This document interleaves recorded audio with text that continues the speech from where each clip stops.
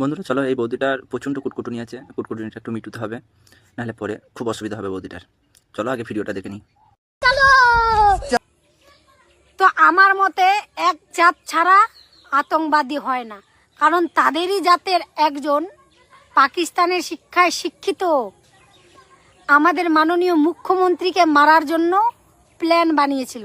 সে আমাদের মাননীয় মুখ্যমন্ত্রী কোথায় যায়, কি করে, কটার সময় বাড়িতে থেকে বের হয়, তাদেরই জাতের। কিন্তু অন্য জাতের আতঙ্কবাদী কখনোই হয় না, তাদেরই জাতের হয়। इसकी माँ का বলছি, বৌদি শুভেন্দু অধিকারীর পিএকে যারা হত্যা করেছে তার মধ্যে দুজনকে গ্রেপ্তার করা হয়েছে।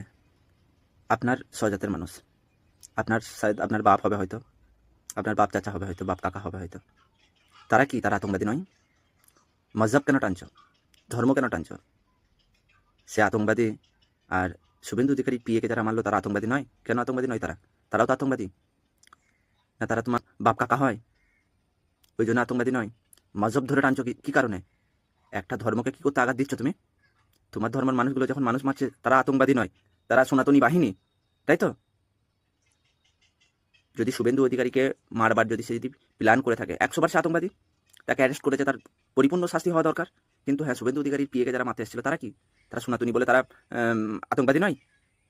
দুটো কর্মীকে গ্রেপ্তার করেছে পুলিশ।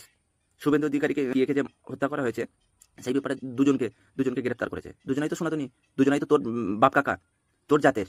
তাহলে তারা আতঙ্কবাদী নয়? চ্যাংরামগিরি হচ্ছে, ন্যাড়াগিরি হচ্ছে নাকি? খুজলি সব মিটিয়ে দেবো বৌদি। কত খুজলি আছে তোমার? জাত তুলে কাকে টার্গেট করছেন?